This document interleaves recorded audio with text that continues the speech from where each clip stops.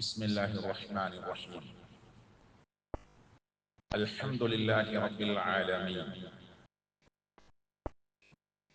نحمده ونستعينه ونؤمن به ونتوكل عليه ونعوذ بالله من شرور أنفسنا ومن سيئات أعمالنا.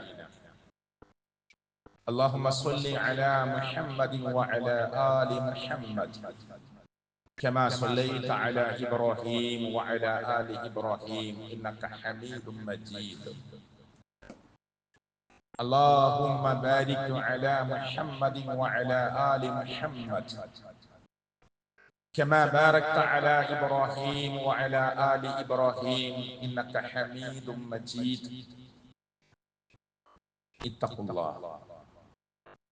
اتقوا الله حيثما كنتم.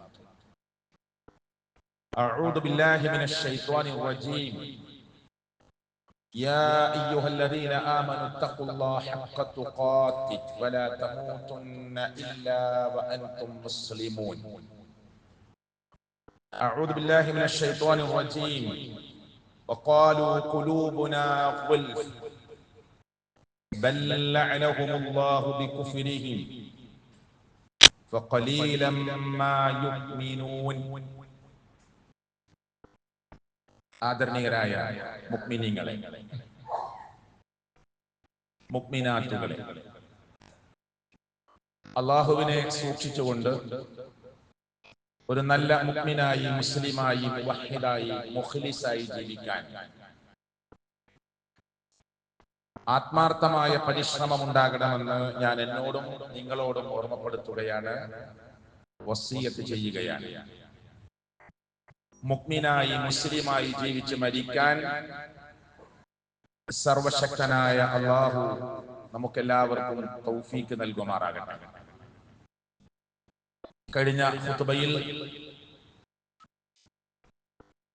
ഇതര മതവിശ്വാസികളുടെ ആഘോഷങ്ങളിൽ പങ്കെടുക്കുന്നതിന്റെ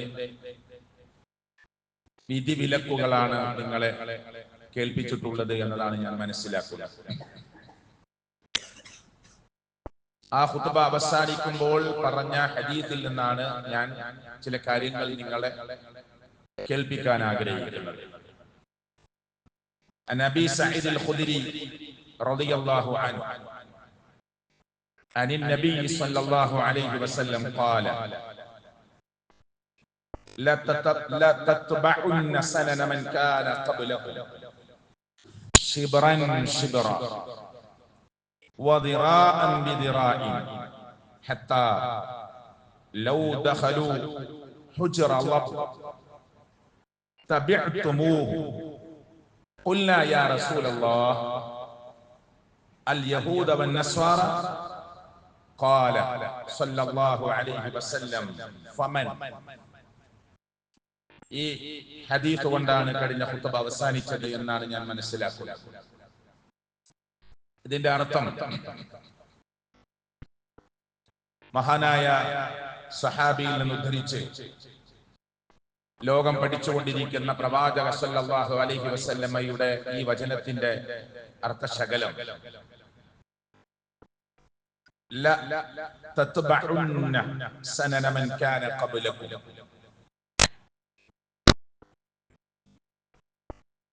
മുൻകഴിഞ്ഞു പോയ സമൂഹത്തെ പിന്തുടരുക തന്നെ ചെയ്യും.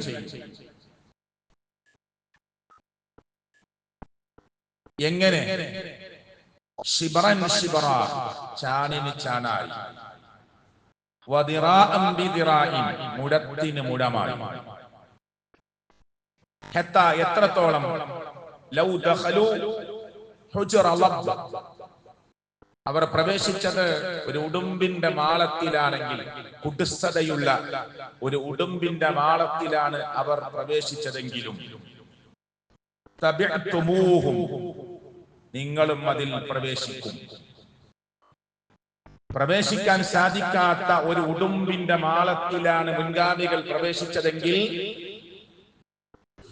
നിങ്ങളും അതിൽ പ്രയാസപ്പെട്ടിട്ടാണെങ്കിലും അവർ പോയ റൂട്ടിൽ നിങ്ങളും പ്രവേശിക്കാൻ, അവർ നടന്ന വഴിയിൽ നിങ്ങളും നടക്കാൻ ശ്രമിക്കും.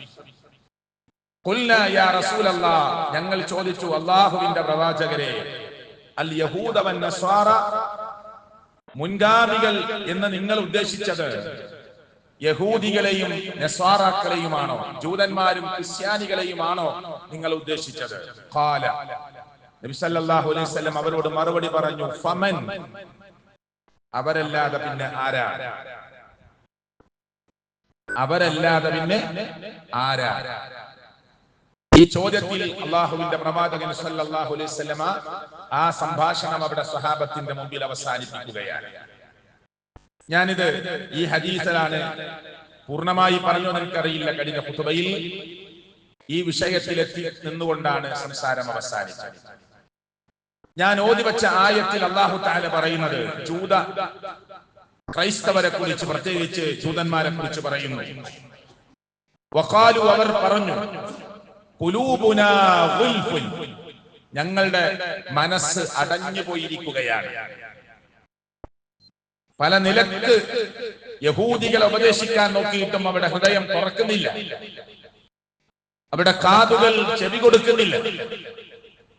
അവരോട് സംസാരിക്കുമ്പോൾ അവർ പറയാം, ഞങ്ങളോട് സംസാരിക്കേണ്ട ആവശ്യമില്ല, ഞങ്ങളുടെ കാതുകളൊക്കെ അടഞ്ഞു പോയിരിക്കുന്നു, നിങ്ങളത് കേൾക്കാൻ സൗകര്യമില്ല എന്നർത്ഥം.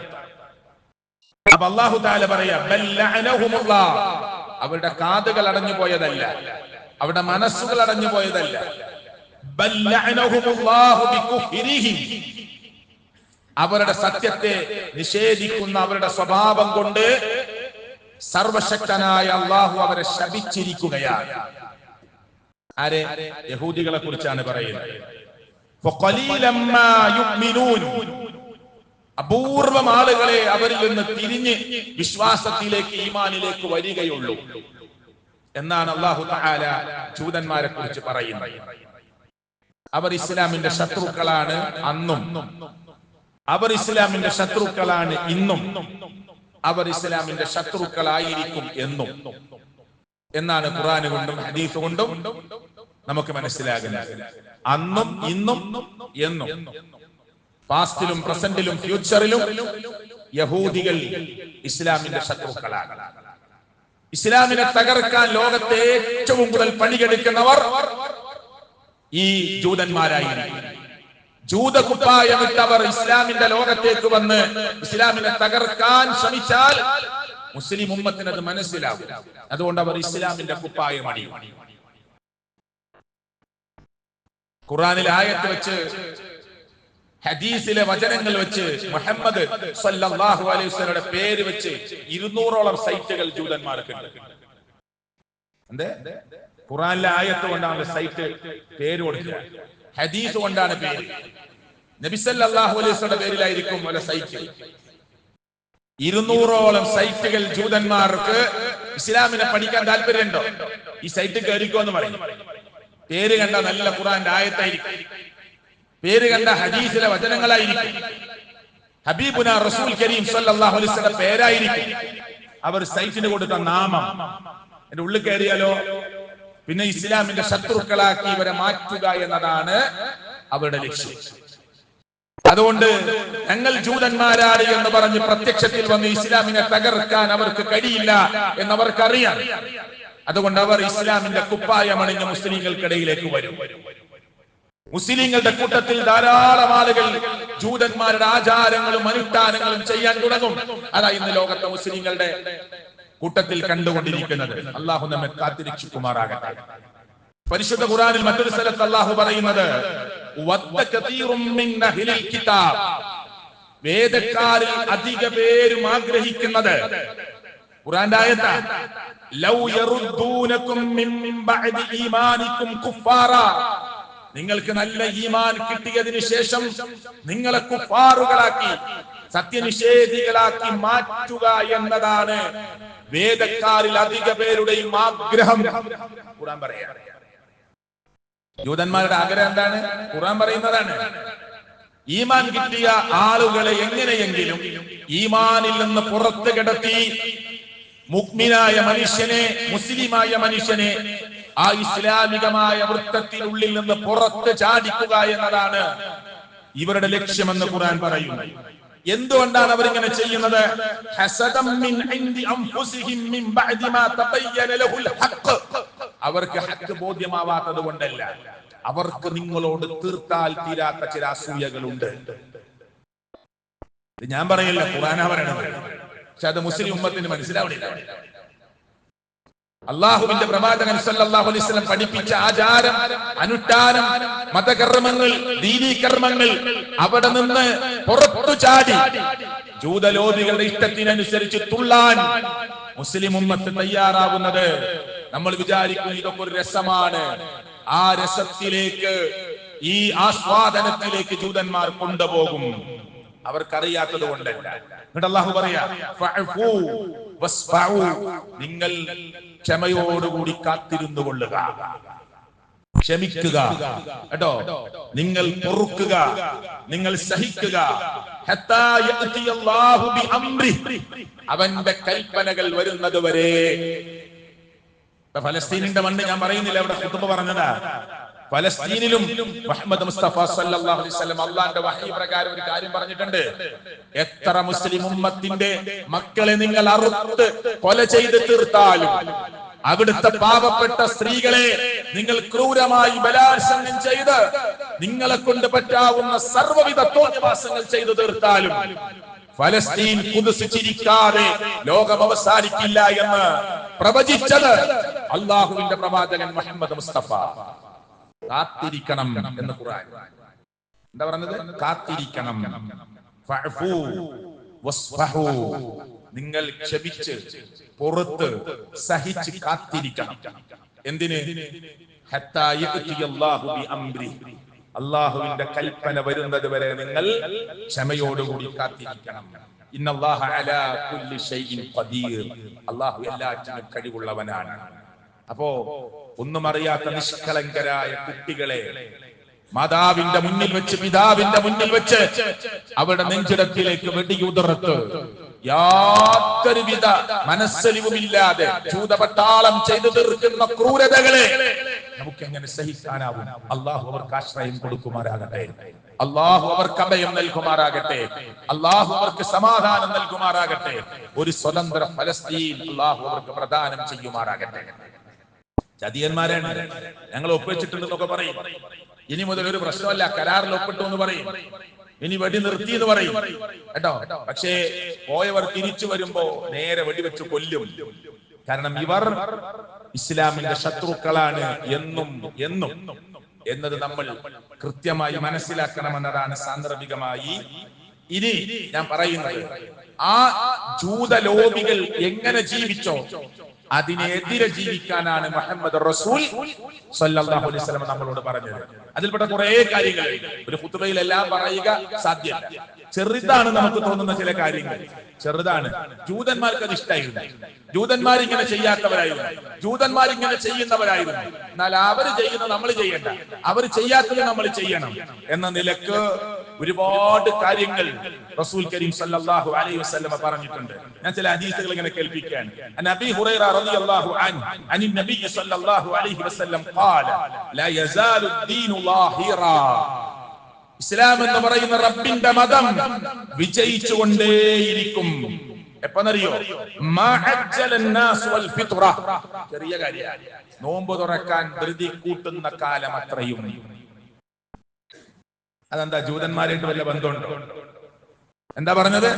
നോമ്പ് തുറക്കാൻ ധൃതി കൂട്ടുന്ന മുഅ്മിനുകൾ ജീവിച്ചിരിക്കുന്ന കാലം അത്രയും ഇസ്ലാം വിജയിച്ചുകൊണ്ടേയിരിക്കും. മുസ്ലിങ്ങൾ ഇന്ന് കേരളത്തിലെ മുസ്ലിങ്ങൾ വരെ അതിൽ അമാന്തം കാണിക്കുന്നവരാണ്. ശ്രദ്ധിച്ചാൽ മനസ്സിലാവും. ഇപ്പൊ നോമ്പ് വരാൻ പോവാണ്. ഇനി ഞാനിപ്പോ അങ്ങോട്ട് കിടക്കുന്നില്ല, ബാങ്കിന് സമയമായാലും കൊടുക്കൂല, 5 മിനിറ്റ് കഴിയട്ടെ. ജൂതന്മാർക്ക് വലിയ ഇഷ്ട. അതിന് കച്ചറ ഉണ്ടാക്കുന്ന ആളുകളുണ്ട്, ബഹളം ഉണ്ടാക്കുന്ന ആളുകളുണ്ട്. നിങ്ങൾ എന്തിനാ നേരത്തെ ബാങ്ക് കൊടുത്തത്? എല്ലാ മാസം കലണ്ടർ നോക്കിയിട്ടാ കൊടുക്കുക, എല്ലാ മാസം കണക്ക് നോക്കിയിട്ടാ കൊടുക്കുക. റമളാൻ വന്നാലോ കലണ്ടറിൽ 6:35 കൊടുക്കൂല, 6:40 ആവട്ടെ. അത് സൂക്ഷ്മതയുടെ ഭാഗമാണ്. 5 മിനിറ്റ് സുബഹിക്ക് ബാങ്കത്രക്ക് 5:15 വിചാരിച്ചോളൂ, എന്നാ 10 കൊടുക്കും. എന്താ കാരണം? അതൊരു സൂക്ഷ്മതയുടെ ഭാഗമാണ്. ഇവിടെ റസൂൽ കരീം സല്ലല്ലാഹു അലൈഹി വസല്ലം വേണ്ട വാക്കുകൾ ശ്രദ്ധിച്ചോളൂ. നോമ്പ് തുറക്കാൻ ധൃതി കാണിക്കുന്ന കാലമത്രയും എന്താ പറഞ്ഞത്? ഇസ്ലാം അതിന്റെ വിജയത്തിലായിരിക്കും. എന്നിട്ട് ഹദീസ് അവസാനിക്കുന്നത് എങ്ങനെയെന്നറിയോ?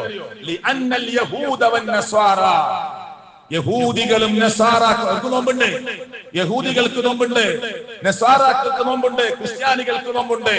ലിഅന്നൽ യഹൂദ വന്നസ്വാറ, യഹൂദികളും നസാറാക്കളും യുഅഖിറൂൻ, സമയമായാലും വൈകിപ്പിക്കുന്നവരാണ്. കണ്ടോ? ചെറിയൊരു കാര്യമല്ലേ നമുക്ക് തോന്നുന്നത്. അതുകൊണ്ട് ജൂതന്മാരും ക്രിസ്ത്യാനികളും നോമ്പ് തുറക്കാൻ വൈകിപ്പിക്കുന്നവരാണ്. നിങ്ങൾ വൈകിപ്പിക്കരുത്, നിങ്ങൾ അതിൽ ധൃതി കാണിക്കണം. സുബൈക്ക് 5 മണി മുതൽ നോമ്പെടുത്ത് 6:30 മഗ്രിബ് ബാങ്ക്, 6:30 വരെ ക്ഷമിച്ചു നിന്ന ഒരു മുഅ്മിനിന് എന്താ ഒരു 2 മിനിറ്റ് കൂടി ക്ഷമിച്ചാൽ എന്ന് നിങ്ങൾ ചോദിക്കരുത്. സ്റ്റാർട്ടിംഗ് പോയിന്റിൽ നിൽക്കുന്ന കുട്ടി, ഓടാൻ നിൽക്കുന്ന കുട്ടികൾ, അതിന്റെ ഫിസിലടി കേട്ടാൽ, അതിന്റെ ശബ്ദം കേട്ടാൽ, ഓടാനുള്ള സിഗ്നൽ കിട്ടിയാൽ അപ്പോൾ ഓടണം. അള്ളാഹു വലിയ സന്തോഷമാണ്. റബ്ബ് ചിരിക്കുമെന്ന് വരെ ഹദീസിൽ കാണാം. അള്ളാഹു സന്തോഷം കൊണ്ട് ചിരിക്കും. എങ്ങനെ നമുക്കറിയില്ല. എന്താ കാരണം? എന്റെ അനുവാദം കിട്ടാൻ എന്റെ അടിമ കാരക്ക കയ്യിൽ പിടിച്ച് വെള്ളം മുന്നിൽ വെച്ച് എന്റെ അടിമ ഇങ്ങനെ കാത്തു നിൽക്കുകയാണ്. ഞാൻ 6:35 അവരുടെ പ്രദേശത്ത് അസ്തമയം കൊടുത്തതെങ്കിൽ ആ 6:35 ക്ലോക്കിൽ നോക്കി, സമയം നോക്കി, കയ്യിൽ കാരക്കയും വെള്ളവും പിടിച്ച് 6:31 അവൻ തുറക്കുന്നില്ല, 34 തുറക്കുന്നില്ല, 34 കഴിഞ്ഞ് 30 സെക്കൻഡായിട്ടും തുറക്കുന്നില്ല. ആ സമയം ഇങ്ങനെ നോക്കി കാത്തിരിക്കുമ്പോ അടിമയോട് റബ്ബിന് ഇഷ്ടമാണ്. അവിടെ വസ്വാസ ചില ആളുകൾക്ക് ഇത്രയും നേരം നിന്നിട്ട് 5 മിനിറ്റ് കൂടി നിന്നൂടെ? പാടില്ല എന്ന് പറഞ്ഞു. അവിടെ ധൃതി കാണിക്കണം. യഹൂദികളും നസാറാക്കൾക്കും ആ വിഷയത്തിൽ ധൃതി ഉണ്ടാവില്ല. ഒന്ന്. രണ്ടാമത്തെ കാര്യം കേട്ടോളൂ. അൻ അംർ ബിൻ ആസ് റളിയല്ലാഹു അൻഹു അന്ന റസൂലുള്ളാഹി സ്വല്ലല്ലാഹു അലൈഹി വസല്ലം ഖാല ഫസ്ലു മാ ബൈന സിയാമിനാ വസിയാമി അഹ്ലിൽ കിതാബ്. നബി സല്ലല്ലാഹു അലൈഹി വസല്ലം പറയാണ്, ഫസ്ലു മാ ബൈന സിയാമിനാ വസിയാമി അഹ്ലിൽ കിതാബ്. യഹൂദികളും നസാറാക്കളും അടങ്ങുന്ന വേദക്കാരും അവരുടെ നോമ്പും നമ്മുടെ നോമ്പും തമ്മിലുള്ള വ്യത്യാസം എന്ത് എന്ന് നിങ്ങൾക്കറിയുമോ? സഹാബത്തിനോട് ചോദിക്കുകയാണ്. എന്നിട്ട് അവർ പഠിപ്പിച്ചു കൊടുക്കുകയാണ്. നബി സല്ലല്ലാഹു അലൈഹി വസല്ലം അഖ്ലത്തുസ് സഹർ, നമുക്ക് അത്താഴം ഉണ്ടാകും. അപ്പൊ അത്താഴം കഴിക്കുക എന്നുള്ളത് മുസ്ലിമിനെ സംബന്ധിച്ചിടത്തോളം ഒഴിവാക്കാൻ പാടില്ല. അതുകൊണ്ട് നബി സല്ലല്ലാഹു അലൈഹി വസല്ലം വേറെ ഹദീസിൽ പറഞ്ഞത്, അല്പമാണെങ്കിലും അത്താഴത്തിന്റെ സമയത്ത് നിങ്ങൾ എന്തെങ്കിലും ഒന്ന് കഴിക്കണം. ജൂതന്മാർക്ക് ആ ഏർപ്പാടില്ല, നസ്വാറാക്കൾക്ക് ആ ഏർപ്പാടില്ല. അവർ ചിലപ്പോ കളിയാക്കും, നിങ്ങൾ സുബഹിയുടെ മുമ്പ് വയറു നിറച്ച് ഭക്ഷണം കഴിച്ച് നിങ്ങളെ നോമ്പ് എന്ത് നോമ്പാ എന്നൊക്കെ ചോദിക്കും. പക്ഷേ അത്താഴം കഴിക്കുക എന്നത് യഹൂദികൾക്കും നസ്വാറാക്കൾക്കും ഇല്ലാത്ത സ്വഭാവമാണ്. അതുകൊണ്ട് നിങ്ങൾ അത് പാലിക്കണം എന്ന് മുഹമ്മദ് മുസ്തഫ സല്ലല്ലാഹു അലൈഹി വസല്ലം. അപ്പൊ ഞാൻ എന്തിനാ ഇത് പറയുന്നത്? ചെറിയ വ്യത്യാസമാണെങ്കിലും യഹൂദികളോടും നസ്വാറാക്കളോടും നിങ്ങൾ വ്യത്യാസപ്പെടണമെന്നതാണ് റസൂൽ കരീം സല്ലല്ലാഹു അലൈഹി വസല്ലം പറഞ്ഞത്. മൂന്നാമത്തെ വ്യത്യാസം, അൻ ഔസ് ബിൻ സാബിത്ത് റളിയല്ലാഹു അൻഹു അൽ-അൻസാരി റളിയല്ലാഹു അൻഹു ഖാല റസൂൽ സല്ലല്ലാഹു അലൈഹി വസല്ലം ഖാലിഫുൽ യഹൂദ്, നിങ്ങൾ യഹൂദികളോട് എതിരാകണം. ഫഇന്നഹും, നിശ്ചയമായും അവർ ലാ യുസല്ലൂന ഫീ നിആലിഹിം വലാ ഖിഫാഫിഹിം, അവർ സോക്സ് അണിഞ്ഞുകൊണ്ടോ ഷൂ അണിഞ്ഞുകൊണ്ടോ നിസ്കരിക്കുകയില്ല. ഒരു പ്രാർത്ഥന ഒരുങ്ങുമ്പോ കാലിൽ സോക്സും ചെരുപ്പൊന്നും അണിയൂല. അതുകൊണ്ട് നമുക്ക് സോക്സ് ഇട്ട് നമസ്കരിക്കാം. ഒരു മയ്യത്തുസ്കാരം ഗ്രൗണ്ടിൽ നടക്കുമ്പോ ഷൂവും ചെരുപ്പൊന്നും ഊരണമെന്നില്ല. മനസ്സിലായില്ലേ?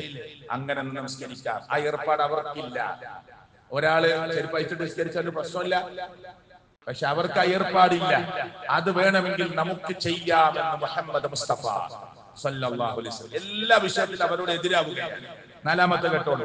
അൻ അബീ ഹുറൈറ റളിയല്ലാഹു അൻഹു ഖാല ഖാല റസൂൽ സല്ലല്ലാഹു അലൈഹി വസല്ലം ഇന്നൽ യഹൂദ വൻ നസ്വാറ, യഹൂദികളും നസ്വാറാക്കളും ലാ യസ്ബഗൂന, അവർ നിറച്ച രോമങ്ങളെ കളർ മാറ്റുകയില്ല. ചാടിമുടിയൊക്കെ നരച്ചാല് യഹൂദികളും നസ്വാറാക്കളും കളർ മാറ്റുകയില്ല. അതുകൊണ്ട് ഫഖാലിഫൂഹും, നിങ്ങൾ അവരോട് എതിരായിക്കൊള്ളൂ. ചെറിയ കാര്യല്ലേ? ഒരാളിപ്പോ താടി, വെളുത്ത താടിയാണ്, വെളുത്ത പിന്നെ മീശയാണ്, മുടിയാണ്, അത് കളർ മാറ്റിയിട്ടില്ലെങ്കിൽ കുറ്റൊന്നും കിട്ടില്ല. പക്ഷേ കളർ മാറ്റുന്നതാണ് നല്ലതെന്ന് പ്രവാചകൻ സ്വല്ലല്ലാഹു അലൈഹി വസല്ലം പഠിപ്പിക്കുകയാണ്. അപ്പൊ ഇതൊക്കെ ചെറിയ ചെറിയ കാര്യങ്ങളാണ്. നരച്ച രോമം, താടി, മുടി നിങ്ങൾ കളർ മാറ്റിക്കൊള്ളൂ. കാരണം എന്താ? ഇന്നൽ യഹൂദ വന്നസ്വാറ, യഹൂദികളും നസ്വാറാക്കളും ലാ യസ്ബഗൂൻ, അവർ ചായം പിടിപ്പിക്കുകയില്ല. അതുകൊണ്ട് ഫഖാലിഫൂഹും, നിങ്ങൾ അവർക്കെതിരാകണം എന്ന് മുഹമ്മദ് മുസ്തഫ സ്വല്ലല്ലാഹു അലൈഹി വസല്ലം. അഞ്ചാമത്തേത്, നഹൻ നബി സ്വല്ലല്ലാഹു അലൈഹി വസല്ലം ഐ യതസഅഫറ അർ-റജുൽ, യഹൂദികൾ കുങ്കുമ വസ്ത്രം ഇഷ്ടപ്പെടുന്നവരാണ്. അതുകൊണ്ട് മുസ്ലിമായ മനുഷ്യരെ നിങ്ങൾ കുങ്കുമ വസ്ത്രം അണിയരുത്. അത് നിങ്ങൾക്ക് വിലക്കിയിട്ടുണ്ട്. കുങ്കുമം എന്ന് പറഞ്ഞാൽ ഒരു കളറാണ്. കുങ്കുമം എന്നൊക്കെ നമുക്ക് ആ കളർ നമുക്ക് മനസ്സിലാവും. അത് നമുക്ക് അണിയാൻ പാടില്ല. ഇതൊക്കെ യഹൂദികളുടെ എതിരാവാനാണ് അള്ളാഹുവിന്റെ പ്രവാചകൻ സ്വല്ലല്ലാഹു അലൈഹി വസല്ലമ പറഞ്ഞിട്ടുള്ളത്. ഇനി ആറാമത്തേത്, ആയിഷ റളിയല്ലാഹു അൻഹ ഖാലത് ഖാല റസൂൽ സ്വല്ലല്ലാഹു അലൈഹി വസല്ലം ഫീ മർളിഹി അൽദീ ലം യഖും മിൻഹു, മുഹമ്മദ് മുസ്തഫ സല്ലല്ലാഹു അലൈഹി വസല്ലമ രോഗം അല്ലെങ്കിൽ രോഗിയായി കിടക്കുകയാണ്. ആ രോഗത്തിൽ നിന്ന് പിന്നെ എണീറ്റിട്ടില്ല. എന്നാൽ മരണത്തോടടുത്ത രോഗം മൂർച്ഛിച്ച സമയത്ത് അല്ലാഹുവിന്റെ പ്രവാചകൻ സല്ലല്ലാഹു അലൈഹി വസല്ലമ പറഞ്ഞു, ലഅനല്ലാഹ്, അല്ലാഹ് ശപിച്ചു, അൽ യഹൂദ വന്നസ്വാറ, യഹൂദികളെയും നസ്വാറാക്കളെയും അല്ലാഹു ശപിച്ചിട്ടുണ്ട്. കാരണം ഇത്തഖദു ഖുബൂറ അംബിയാഇഹിം മസാജിദ, യഹൂദികളുടെ സ്വഭാവമാണ്, നസ്വാറാക്കളുടെ സ്വഭാവമാണ്, അവരുടെ കൂട്ടത്തിൽപ്പെട്ട ഒരു നബിയുടെ ഖബർ അവർക്ക് കിട്ടിയാൽ ആ ഖബറിനെ അവർ ആരാധനാ കേന്ദ്രമാക്കി മാറ്റും. ആരാ നമ്മളെ കേരളത്തിൽ മാറ്റുന്നത്? ചിന്തിക്കണം. അതാ പറഞ്ഞ യഹൂദികളെ മുസ്ലിങ്ങൾ പിൻവയ്ക്കുകയാണ്. നസ്വാറാക്കളുടെ സെമിത്തേരി പോയാല് കുരിശ് നാട്ടി മാർബിൾ പതിച്ച് ആ ടൈൽസ് പതിച്ച് അത് അവരുടെ ഇഷ്ടമാണ്, അവർക്ക് ചെയ്യാം. യഹൂദികൾക്ക് ഏർപ്പാടാണ്. മുസ്ലിങ്ങളോ നല്ല ഇഷ്ടിക കൊണ്ടും കല്ലുകൊണ്ടും ഹോളോ ബ്രിക്ക് കൊണ്ടും കെട്ടി നല്ല തേച്ച് അതിനെ പച്ച പെയിന്റ് അടിച്ച് അതിന്റെ മേലെ തുണി വിരിച്ച് ജാറുണ്ടാക്കുന്നു. ഇവിടെ നബി സല്ലല്ലാഹു അലൈഹി വസല്ലം പറഞ്ഞെന്താ അറിയോ? ഇവിടെ പ്രയോഗിച്ച വാക്ക് നിങ്ങൾ ശ്രദ്ധിച്ചോ? ജൂതന്മാരും ക്രിസ്ത്യാനികളും ഇത്തഖദു ഖുബൂറ അംബിയാഇഹിം, നബിമാരുടെ ഖബറിൽ ഇത് ചെയ്യുള്ളൂ. മുസ്ലിങ്ങളോ അഡ്രസ് പോലും വേണ്ട, ഏതോ മനുഷ്യനെ കിട്ടിയാൽ മതി. അവിടെ മുസ്ലിങ്ങളെക്കാൾ ഈ വിഷയത്തിൽ കുറച്ചുകൂടി ക്വാളിറ്റി പാലിക്കണമല്ലോ. അവർക്ക് നബീനെ കിട്ടണം. സെമിത്തേരിയിൽ അവർ കുരിശൊക്കെ നാട്ടും, മാർബിൾ പതിക്കും, ആ അഡ്രസ് എഴുതി ഒക്കെ ചെയ്യും, അച്ഛന്റെ അമ്മയുടെ ഒക്കെ. പക്ഷെ അവർ ആരാധനാ കേന്ദ്രമാക്കി മാറ്റലാരതാ? നബിമാരുടെ ഖബർ കിട്ടിയല്ല. മുസ്ലിങ്ങളോ നബിമാരുടെ ഖബറൊന്നും കിട്ടണമെന്നില്ല, അഡ്രസ് പോലും വേണ്ട. ചില ഖബറുടെ പ്രത്യേകത എന്താ അറിയോ? കടലിൽ നിന്ന് ഇങ്ങോട്ട് തന്നെ വന്നു എന്നാ. പിന്നെ തിരമാലയിൽ ഇങ്ങോട്ടല്ലാതെ എങ്ങോട്ടാ വരിക? കടലിൽ നിന്ന് ഇങ്ങോട്ട് കരയ്ക്ക് വന്നു, പിന്നെ ഞങ്ങൾ എല്ലാവരും തള്ളി അലേക്ക് വിട്ടു, വീണ്ടും ഇങ്ങോട്ട് തന്നെ വന്നു. അപ്പൊ അതിനെന്തോ പ്രത്യേകത? ഈ പരിസരത്തുണ്ട് അങ്ങനെ ഒരു ഖബർ. അള്ളാഹു ഇന്നും അതിലേക്ക് പ്രവേശിക്കുന്ന ആളുകൾക്ക് അള്ളാഹു നേർബുദ്ധിയും ചിന്താശക്തിയും അള്ളാഹു പ്രദാനം ചെയ്യുമാറാകട്ടെ, പുറത്തു കൊടുക്കുമാറാകട്ടെ. ലക്ഷദ്വീപിൽ പോയി നോക്കൂ നിങ്ങള്. ഒരു ദ്വീപിൽ ഒരു മനുഷ്യന്റെ കൈ മാറ്റം, അവിടെ ജാറ. അതേ മനുഷ്യന്റെ കാല് വേറെ ദ്വീപ്. എന്നിട്ട് അതിനെ ആരാധിക്കുകയാണ് മുസ്ലിങ്ങൾ. ഞാൻ പോയി കണ്ടതുകൊണ്ട് നേരെ പറയുന്നത്, ഈ ദ്വീപിൽ നിന്ന് യാത്ര പോകുമ്പോ ഈ വിശ്വാസമുള്ള ആളുകൾ ആ ജാറത്തിനടുത്ത് ചെന്നിട്ട് പറയും, ഞങ്ങൾ അപ്പുറത്തെ ദ്വീപിലേക്ക് പോവാണ്, അപകടം കൂടാതെ അവിടെ എത്തണം, എത്തിയാൽ ഞങ്ങൾ കഞ്ഞി വിളമ്പാം, ചോറ് വിളമ്പാം. ആരോട്? ഈ കൈ മാത്രമുള്ള ജാറത്ത് പറഞ്ഞു. ഇതൊക്കെ ആരുടെ ആചാരാണ്? അതാ ഞാൻ പറഞ്ഞു, കുറച്ചുകൂടി ക്വാളിറ്റി പാലിക്കുന്നു അവര്. യേശുക്രിസ്തുവിന്റെ രൂപമാണ് അവർ വെക്കുക. നമ്മളെ നാട്ടിലെ മുസ്ലിങ്ങൾ വെക്കുന്ന പോലെ കുറെ ആളുകൾ വിളിക്കുന്നില്ല. ഒരു യേശുക്രിസ്തുവിനെ വിളിക്കാൻ പാടില്ല, ഭയങ്കരമായ തെറ്റാണ്. യേശുക്രിസ്തു പഠിപ്പിച്ചതിനെതിരാണ്, ഈസാ അലൈഹിസ്സലാത്തു വസ്സലാം പഠിപ്പിച്ചതിനെതിരാ. പക്ഷെ അവര് നമ്മളോട് ചോദിക്കുന്ന ചോദ്യം എന്താ അറിയോ? ഞങ്ങൾ വിളിക്കുന്നത് രണ്ടേ രണ്ടാളാണ്, പിതാവ് പുത്രൻ പരിശുദ്ധാത്മാവ്. അള്ളാനെ കഴിഞ്ഞാൽ പിന്നോല് വിളിക്കലെപ്പോഴാ? യേശു മറിയം, വേറെ ആരും വിളിക്കണില്ല. അപ്പൊ നിങ്ങളുടെ ഖുർആനിൽ പറഞ്ഞ ആളുകളാ ഇവര് രണ്ടാളും. 19-ാം അധ്യായം ആ സൂറത്ത് മറിയമാണ്. ആ മറിയം ബീവിയെ കുറിച്ച് മാത്രമേ ഒരു ഖുർആനിൽ അങ്ങനെ ഒരു അധ്യായമുള്ളൂ. അവിടെ ഞങ്ങൾ വിളിക്കുന്നത് നിങ്ങളെ ഖുർആനിൽ പറഞ്ഞ ആളെ മറിയം ബീവിയാണ്. നിങ്ങളെ ഖുർആനിൽ അത്ഭുതം പറഞ്ഞ യേശു ക്രിസ്തുവിനെ ഞങ്ങൾ വിളിക്കുന്നത്, നിങ്ങളോ 3 കോടി മനുഷ്യരെ വിളിക്കുന്നു. എന്താ ഉത്തരം പറയാനുള്ളത് മുസ്ലിങ്ങൾക്ക്? എന്താ ഉത്തരം പറയാനുള്ളത്? ചിന്തിക്കുന്നുണ്ടോ നമ്മൾ? മുസ്ലിം ഉമ്മത്ത് ആലോചിക്കുന്നുണ്ടോ? അതുകൊണ്ട് നബി സല്ലല്ലാഹു അലൈഹി വസല്ലമ ഈ വിഷയത്തെ പഠിപ്പിച്ചതായി ആയിഷ ബീവി റളിയല്ലാഹു അൻഹ പറയാണ്. എന്നിട്ട് ഈ ഹദീസ് അവസാനിക്കുന്നത് എങ്ങനെ അറിയോ? ലൗലാ ദാലിക ഉബ്രിസ ഖബറുഹു, മുഹമ്മദ് മുസ്തഫ സല്ലല്ലാഹു അലൈഹി വസല്ലമയുടെ ഖബർ ഗൈറ അന്നഹു ഖശിയ ഔ ഖുശിയ, പേടിയില്ലായിരുന്നുവെങ്കിൽ, ഭയപ്പാടില്ലായിരുന്നുവെങ്കിൽ, മുസ്ലിം വരാൻ പോകുന്ന സമൂഹത്തെ ഭയപ്പാടില്ലായിരുന്നുവെങ്കിൽ മുഹമ്മദ് റസൂൽ കരീം സല്ലല്ലാഹു അലൈഹി വസല്ലമയുടെ ഖബർ എല്ലാവർക്കും കാണുന്ന വിധത്തിൽ പുറത്താക്കുമായിരുന്നു. എന്താ പറഞ്ഞേ? ഈ വിഷയത്തിൽ ഈ സമുദായത്തെ പേടിയില്ലായിരുന്നുവെങ്കിൽ മുത്തുനബി സല്ലല്ലാഹു അലൈഹി വസല്ലമയുടെ ഖബർ എല്ലാവർക്കും ചെന്ന് കാണാൻ പറ്റുന്ന വിധത്തിൽ പുറത്താക്കുമായിരുന്നു, ഓപ്പൺ സ്ഥലത്താക്കുമായിരുന്നു. പക്ഷെ ഭയപ്പാട് കൊണ്ടാണ് ഉള്ളിലാക്കിയത്. ഇതൊക്കെ എത്ര ക്ലിയർ ആയിട്ടാണ് കിടക്കുന്നത്, എത്ര ക്ലിയർ ആയിട്ടാണ്. വഫാത്താകുന്ന മുഹമ്മദ് മുസ്തഫ സല്ലല്ലാഹു അലൈഹി വസല്ലം പ്രാർത്ഥിച്ച എന്താ അറിയോ? അല്ലാഹുവേ ലാ തജഅൽ ഖബരി, എന്റെ ഖബറിനെ നീ ഒരിക്കലും ആക്കി കൊടുക്കരുത് റബ്ബേ. എന്ത്? വസനം യുഅബദ്, ആരാധിക്കപ്പെടുന്ന ഒരു ബിംബമാക്കി കൊടുക്കരുത്, വിട്ടുകൊടുക്കരുത് അല്ലാഹ്. അതിനാ ഉള്ളുകാക്കിയത്. വഫാത്താകുന്ന ആയിഷ ബീവിയുടെ മടിയിൽ കിടന്ന് മുത്തുനബി സല്ലല്ലാഹു അലൈഹി വസല്ലം പ്രാർത്ഥിച്ച പ്രാർത്ഥന എന്താണെന്നറിയോ? അല്ലാഹുമ്മ ലാ തജഅൽ ഖബരി ഈദാ, റബ്ബേ എന്റെ ഖബറിനെ ഒരു ഉത്സവ കേന്ദ്രമാക്കി കൊടുക്കരുത് അല്ലാഹ്. ഇന്നും അല്ലാഹു ആ പ്രാർത്ഥനയ്ക്ക് ഉത്തരം നൽകി. ഉത്സവം ഉണ്ടോ അവിടെ? ഉണ്ടോ? മലപ്പുറം ജില്ലയിൽ ഈ കഴിഞ്ഞ ഉത്സവത്തിന് യാഹൂദങ്ങൾ നേർച്ചക്ക് ആനക്ക് മതമിളകിയ ഒരു മനുഷ്യനെ എറിഞ്ഞു കൊന്നു. നിങ്ങളുടെ ജില്ലയിൽ ചേറ്റുവ നേർച്ചക്ക് മനുഷ്യനെ കൊന്നു. ഇതൊക്കെ മുസ്ലിങ്ങളുടെ നേർച്ചയാണ്.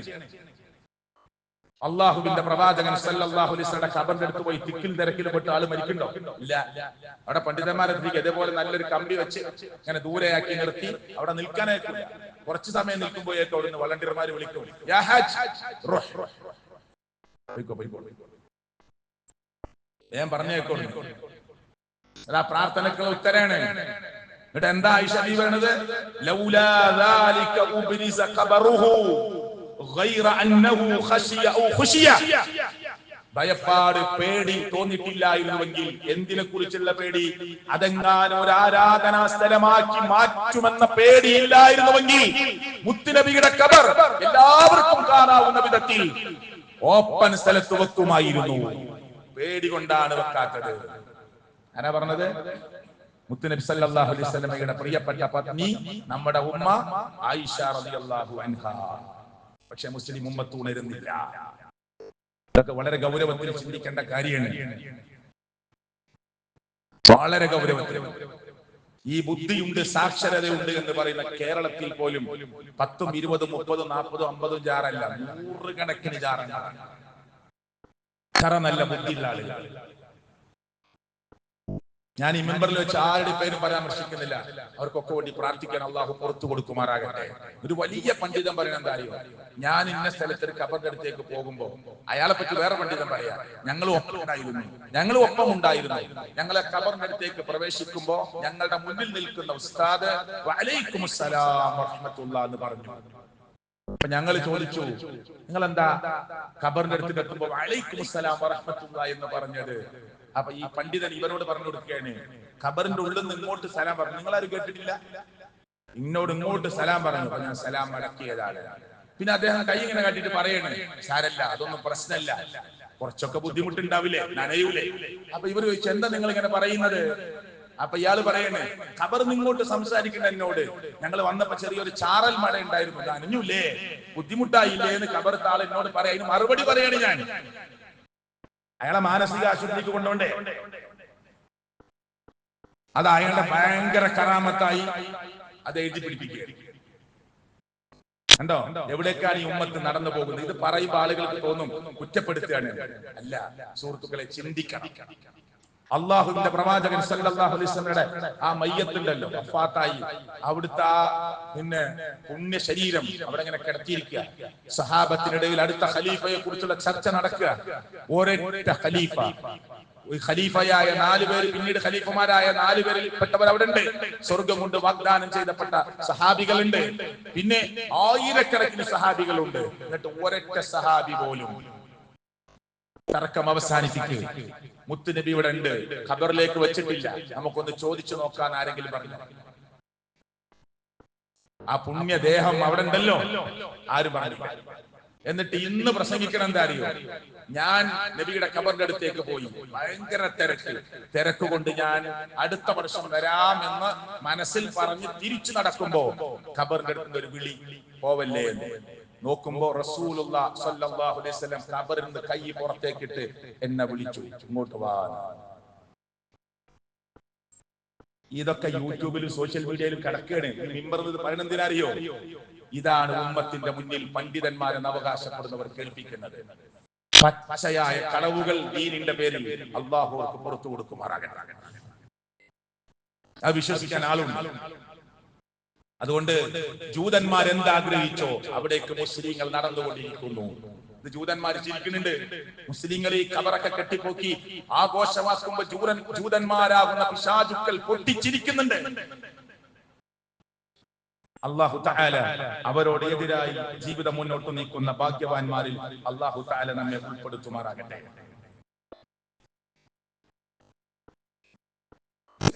അൽഹംദുലില്ലാഹ് വസ്സലാത്തു വസ്സലാമു അലാ റസൂലില്ലാഹി വഅലാ ആലിഹി വസഹ്ബിഹി അജ്മഈൻ. ഇത്തഖുല്ലാഹ്. അടുത്ത ഒരു വ്യത്യാസം, റസൂൽ കരീം സല്ലല്ലാഹു അലൈഹി വസല്ലം മുഹറം 10 നോമ്പെടുത്തു. നിങ്ങൾക്കൊക്കെ അറിയാം, സൂചന മാത്രം മതി. ഹീന സ്വാമ റസൂൽ സല്ലല്ലാഹു അലൈഹി വസല്ലം യൗമ ആശുറ, മുഹറത്തിന്റെ 10 റസൂൽ സല്ലല്ലാഹു അലൈഹി വസല്ലം നോമ്പെടുത്ത സന്ദർഭം. വഅമറ ബിസിയാമിഹി, നോമ്പെടുക്കാൻ എല്ലാവരോടും പറഞ്ഞു. ഖാലു യാ റസൂലല്ലാഹ്, സഹാബത്ത് പറഞ്ഞു, ഇന്നഹു യൗമൻ തുഅദ്ദിമുഹു അൽ യഹൂദ വന്നസ്വാറ, ഈ ദിവസം യഹൂദികളും നസാറാക്കളൊക്കെ നോമ്പെടുക്കണ്ടല്ലോ, ഓൽക്കൊക്കെ ഈ ദിവസം വലിയ പ്രധാനപ്പെട്ട ദിവസമാണല്ലോ നബിയെ എന്ന് പറഞ്ഞു. അതായത് മുഹറം 10 അവരും വലിയ സന്തോഷത്തിന്റെയും ആ ഫിറഔനിൽ നിന്ന് രക്ഷപ്പെട്ട ദിവസത്തെ ഓർത്തുകൊണ്ട് ആഘോഷിക്കുന്ന ദിവസമാണ്. അപ്പൊ റസൂൽ കരീം സല്ലല്ലാഹു അലൈഹി വസല്ലം പറഞ്ഞു, അങ്ങനെ യഹൂദികളും നസാറാക്കളും ഇത് പ്രധാനപ്പെട്ട ദിവസമായി കാണുന്നുണ്ടെങ്കിൽ, فقال رسول صلى الله عليه وسلم فاذا كان العام المقبل ان شاء الله, അടുത്ത വർഷം ഞാൻ ഉണ്ടെങ്കിൽ, അടുത്ത വർഷം നമുക്ക് കിട്ടുമെങ്കിൽ ഇൻഷാ അല്ലാഹ് സുന്നൽ യൗമ താസി, മുഹറം 9 നോമ്പെടുക്കും. വ്യത്യാസമാവാനാണ്. മുഹറം 10 മാത്രമാണ് അവർ ആഘോഷിക്കുന്നത്, അല്ലെങ്കിൽ അവർക്ക് പ്രധാനപ്പെട്ട ദിവസം. അതുകൊണ്ട് ഈ വിഷയം അറിഞ്ഞപ്പോൾ നബി സല്ലല്ലാഹു അലൈഹി വസല്ലം പറയാണ്, എങ്കിൽ അവരോട് എതിരാകാൻ അടുത്ത വർഷം ഞാൻ ജീവിച്ചിരിപ്പുണ്ടെങ്കിൽ മുഹറം 9 നോമ്പെടുക്കും. പക്ഷേ മുഹറം 9 അടുത്ത വർഷം പ്രവാചകൻ സല്ലല്ലാഹു അലൈഹി വസല്ലം ഇല്ലായിരുന്നു. പക്ഷെ നമുക്ക് കൽപ്പനയുണ്ട്, നമുക്ക് എടുക്കാം. അടുത്തൊരു വ്യത്യാസം, റസൂൽ കരീം സല്ലല്ലാഹു അലൈഹി വസല്ലം പറഞ്ഞു, ജുസ്സു ശബാരി, മീശ നിങ്ങൾ വെട്ടി ഒതുക്കണം. മീശ ഇങ്ങനെ വായിലേക്ക് വളരരുത്, ഒമ്പ മീശയാക്കി വളർത്തരുത്. താടി നിങ്ങൾ വളർത്തണം. എന്നിട്ട് പ്രവാചകൻ ഈ ഹദീസിൽ അങ്ങനെ പറഞ്ഞു നിർത്തിയല്ല, ഖാലിഫുൽ മജൂസ്, നിങ്ങൾ മജൂസികളോട് എതിരാകണം. ഖാലിഫുൽ മുശ്രിക്കീൻ, നിങ്ങൾ മുശ്രിക്കുകളോട് എതിരാകണം. വഫിറുൽ ലിഹാ, താടി നിങ്ങൾ നന്നായി വളർത്തിക്കോളൂ. വഅഫുശ് ശബാരി, മീശ നിങ്ങൾ വെട്ടി ഒതുക്കണം. അപ്പൊ എന്തിനാ മീശ വെട്ടാൻ പറഞ്ഞത്? എന്തിനാ താടി വളർത്താൻ പറഞ്ഞത്? അത് ജൂതന്മാരോട് എതിരാവാനാണ്. നിങ്ങൾ ജൂതന്മാരും ക്രൈസ്തവരൊക്കെ താടി വെച്ചോടെ ശ്രദ്ധിച്ചു നോക്ക്, മുടിയൊക്കെ വളർത്തിയിട്ടുണ്ടാവും, വലിയ താടി വെച്ചിട്ടുണ്ടാവും. അവരെ കണ്ടാൽ തന്നെ അവരെ മീശ അതിനനുസരിച്ച് വളർത്തിയിട്ടുണ്ടാവും. സംവിധായകന്മാരും സെലിബ്രിറ്റികളും അങ്ങനെ പലരുണ്ടാവാം. അവരെ കണ്ടാ അറിയാം ഇത് ഇസ്ലാം പറഞ്ഞ താടിയല്ല, ഇത് ഇസ്ലാം പറഞ്ഞ മീശയല്ല എന്നറിയും. അതുകൊണ്ട് 24 മണിക്കൂറും പ്രതിഫലം കിട്ടുന്ന ഒന്നാണ് താടി വളർത്തുക എന്നത്, മീശ വെട്ടുക എന്നത്. ഒരാൾ മീശ വെട്ടിയിട്ടില്ല, അല്ലെങ്കിൽ ഒരാൾ താടി വളർത്തിയിട്ടില്ല, അയാൾ ഇസ്ലാം എന്ന് പുറത്താണെന്നൊന്നും നമ്മൾ പറയുന്നില്ല. പക്ഷെ സാധാരണ സുന്നത്തല്ല. ചില ആളുകൾ സുന്നത്തല്ലേ ഉള്ളൂ, അല്ല, സാധാരണ സുന്നത്തല്ല. രണ്ടാള് നബിയെ കാണാൻ വന്നപ്പോ മീശ വടിച്ച്, മീശ വളർത്തി താടി വടിച്ചിട്ടാ വന്നത് രണ്ടാള്. അപ്പൊ നബി സല്ലല്ലാഹു അലൈഹി വസല്ലം ഒരു മുഖത്ത് അതിന്റെ ഒരു പ്രയാസം കാണിച്ചപ്പോ അവര് ചോദിച്ചു, നബി എന്താണ്? നബി സല്ലല്ലാഹു അലൈഹി വസല്ലം ചോദിച്ചു, നിങ്ങളുടെ ആരാ ഇങ്ങനെ ചെയ്യാൻ പറഞ്ഞത്? അത് സാധാരണ ഒരു സുന്നത്ത്, ദുഹറിന് ശേഷമുള്ള സുന്നത്ത്. ഒരാൾ നിസ്കരിക്കാതെ പോയാൽ ആരെ ശകാരിക്കൂല, അതൊക്കെ ഇഷ്ടണ്ടെങ്കിൽ ചെയ്താൽ പ്രതിഫലം കിട്ടും, വലിയ പ്രതിഫലമുള്ള റവാത്തിബ് സുന്നത്തൊക്കെ ഉണ്ട്. അപ്പൊ നബി സല്ലല്ലാഹു അലൈഹി വസല്ലം ചോദിച്ചു, ആരാ നിങ്ങളോട് ഇങ്ങനെ ചെയ്യാൻ പറഞ്ഞത്? അപ്പൊ അവര് പറഞ്ഞു, ഞങ്ങളുടെ യജമാനൻ പറഞ്ഞു, ബോസ് പറഞ്ഞതാണ്, അർബാബ് പറഞ്ഞതാണ്. അപ്പൊ നബി സല്ലല്ലാഹു അലൈഹി വസല്ലം പറഞ്ഞു, അമറനി റബ്ബി, നിങ്ങളുടെ യജമാനനാണ് പറഞ്ഞതെങ്കിൽ അമറനി റബ്ബി, എന്റെ റബ്ബാണ് എന്നോട് കൽപ്പിച്ചത്, അന്നഅഫിയ ലിഹിയതി, താടി വെക്കണമെന്നും വനഖുസ്സ ശാരിബി, മീശ വെട്ടണമെന്നും. അവിടെ വലിയ വലിയ ബിസിനസ്സുകാർക്കൊക്കെ ഒരു മടിയ കേട്ടോ. നിങ്ങളെ ബിസിനസ്സിനൊക്കെ ബാധിക്കുന്നതാണെങ്കിൽ അള്ളാഹ് നിങ്ങളെ ബിസിനസ് കളയാൻ നിങ്ങളെ താടി മീശ ആവശ്യമില്ല. അതുകൊണ്ട് അള്ളാഹു പറഞ്ഞ കാര്യങ്ങളെ സ്വീകരിക്കാനാണ് നമുക്ക് തൃപ്തി ഉണ്ടാവേണ്ടത്, മനസ്സുണ്ടാവേണ്ടത്. അവിടെ എത്താൻ മുസ്ലിമായ നമുക്ക് കഴിയണം, മുഅ്മിനായ നമുക്ക് കഴിയണം. 24 മണിക്കൂറും കൂലി കിട്ടും. ഇനിയിപ്പോ വലിയ താടിയൊന്നും വെച്ചിട്ടില്ലെങ്കിലും ഈ മദ്ഹബിന്റെ ഇമാമുകൾ, ഷാഫി മദ്ഹബ്, മാലിക്കി മദ്ഹബ്, കുറെ മദ്ഹബ് ഉണ്ടല്ലോ കേരളത്തില്, എല്ലാ ലോകത്തെല്ലാ സ്ഥലത്തും. അവര് കൈ എവിടെ കെട്ടണം? നെഞ്ചിൽ കെട്ടണം, താഴെ കെട്ടണം, കെട്ടണ്ട. തല എങ്ങനെ തടവണം? മുഴുവൻ തടവലാണ് സുന്നത്ത്, ഒരു ഭാഗം തടവിയാൽ മതി. കുറെ അഭിപ്രായ വ്യത്യാസമല്ലേ? 4 മദ്ഹബ് നിങ്ങൾ പുറത്തിറങ്ങിയിട്ട് നിങ്ങൾക്ക് ഇഷ്ടപ്പെട്ട പണ്ഡിതന്മാരെ അന്വേഷിച്ചോളൂ. 4 മദ്ഹബിന്റെയും വിധി എന്താണെന്നറിയോ? താടി വടിക്കൽ ഹറാം. ഒരു മദ്ഹബിലും അഭിപ്രായ വ്യത്യാസമല്ല, താടി പൂർണ്ണമായി വടിച്ചു കളയൽ ഹറാം. ഏത് മദ്ഹബില്? 4 മദ്ഹബിൽ. അപ്പൊ അത് സാധാരണ സുന്നത്താണെങ്കിൽ അങ്ങനെ പറയൂ? സാധാരണ സുന്നത്താണെങ്കിൽ അങ്ങനെ പറയൂ? ചിന്തിക്കുക, ബുദ്ധിയുള്ളവരാണ് നമ്മളൊക്കെ. ചിന്തിക്കുന്ന, ആലോചിക്കുന്ന ആളുകളുടെ കൂട്ടത്തിൽ അള്ളാഹു നമ്മെ ഉൾപ്പെടുത്തുമാറാകട്ടെ. യഹൂദികളോട്, ജൂതന്മാരോട്, ക്രൈസ്തവ വിഭാഗത്തോട് അവർക്ക് അവരുടെ ഇഷ്ടപ്രകാരം ആചരിച്ച് അനുഷ്ഠാനങ്ങൾ നിർവഹിച്ചു പോകാം, അത് അവരുടെ ഇഷ്ടമാണ്. പക്ഷെ നമുക്ക് അതിനെതിരായ എന്ന് പറഞ്ഞാൽ അവരുടെ ആചാരമല്ല നമ്മുടെ ആചാരം, അവരുടെ ആഘോഷമല്ല നമ്മുടെ ആഘോഷം. മനുഷ്യരെന്ന നിലക്ക് ബന്ധങ്ങളാവാം, ആ സുഹൃത്ത് ബന്ധങ്ങളാവാം, അയൽപ്പക്ക ബന്ധങ്ങളാവാം, അല്ലാത്ത നിലക്കുള്ള സഹായങ്ങളാവാം, അതിനൊന്നും ഇസ്ലാം എതിർത്തിട്ടില്ല. പക്ഷെ നമ്മുടെ മതം നമ്മുടെ മതമായി ആചരിക്കാൻ നമുക്ക് കഴിയണം. അല്ലാഹു തൗഫീഖ് നൽകുമാറാകട്ടെ. അല്ലാഹുമ്മ ഗഫിർ ലിൽ മുഅ്മിനീന വൽ മുഅ്മിനാത്ത് വൽ മുസ്ലിമീന വൽ മുസ്ലിമാത്ത്. റബ്ബനാ തഖബ്ബൽ മിന്നാ ഇന്നക അൻതസ് സമീഉൽ അലീം. റബ്ബനാ ആതിനാ ഫിദ് ദുനിയ ഹസന വഫിൽ ആഖിറതി ഹസനത വഖിനാ അദാബൻ നാർ. ആമീൻ ആമീൻ ബിറഹ്മതിക യാ അർഹമർ റഹീമീൻ.